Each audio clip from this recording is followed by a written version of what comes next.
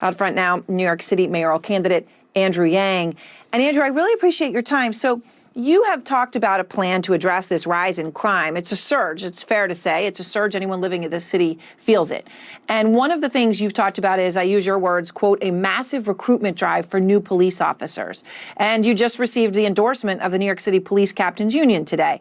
Are you planning to increase the police budget to pay for this massive recruiting drive? Thanks, Erin. It's great to be here. Public safety is the #1 issue in New York City for good reason. And we need to replace 5,000 police officers that have already filed their retirement papers. So the investments we're going to make are going to help get crime under control. But the first priority has to be solving the shootings as they're happening. Right now, 3 out of 4 shootings in Brooklyn are going unsolved. So imagine that you have 75% of the perpetrators of these shootings still walking around. We will never get crime under control. We have to dedicate the detectives and the resources in the Gun Violence Suppression Division to make sure we solve many more shootings than 1 out of 4.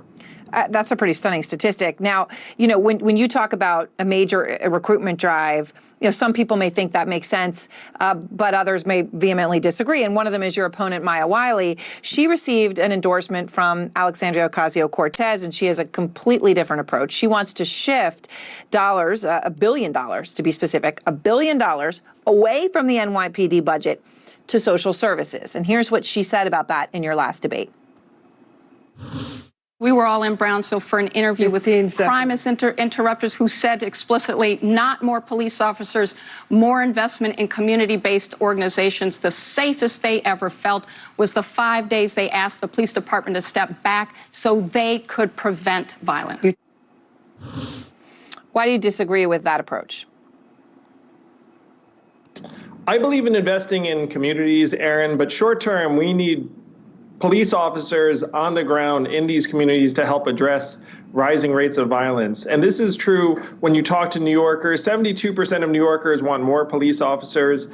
I talked to community leaders in Jamaica, Queens, which is a Black neighborhood, and they were agitating for a new precinct in their community. So I want to invest in communities, but the immediate concern is getting the shootings down, and for that, we're going to need officers. So you have taken on rival mayoral candidate Eric Adams over questions about whether he actually lives in his Brooklyn apartment or a townhouse that he owns in New Jersey. And this has become a lot of back and forth in this race.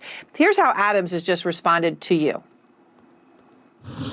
How dare Andrew Yang say a retired captain, a state senator, a borough president, significant other is an educator.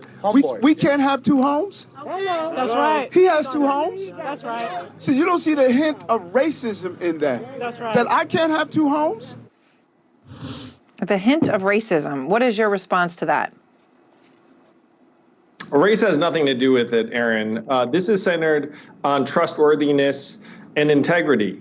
The fact is, people are debating whether Eric Adams lives in New Jersey, and that's remarkable given where we are in this race.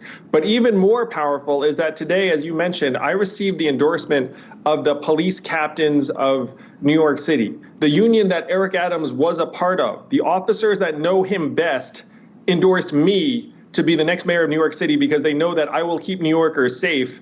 And that says volumes about Eric Adams, his trustworthiness, his integrity. The people that know him best don't believe in his leadership.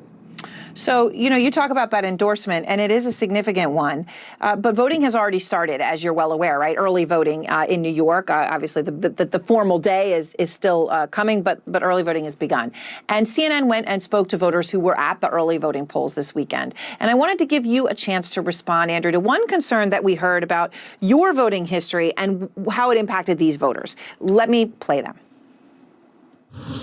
While I like Andrew Yang as a person, I'm just not convinced that he knows what he's doing yet. He's never voted for mayor. I'm much more concerned with things like the fact that Andrew Yang never voted in a mayoral contest. They keep bringing up that you didn't vote for mayor. What do you say to that?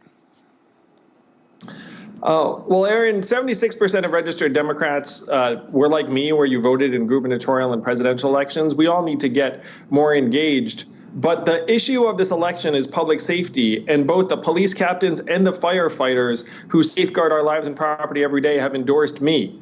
So if you think about what this means, it means that the people who, again, know the city the best, know who the contenders and the leadership are, have decided that I'm the best bet to help push New York City in a better direction. And I'm excited to get started. Andrew Yang, thank you very much. I appreciate your time tonight. Erin, always, thank you. Put the money in our hands. Put the money in our hands. Put the money in our hands. Put the money in our hands. Can we afford it? Yes. Will it cause inflation? No. Is it awesome? Yes. Is anyone trying to make it happen? Yeah, that guy.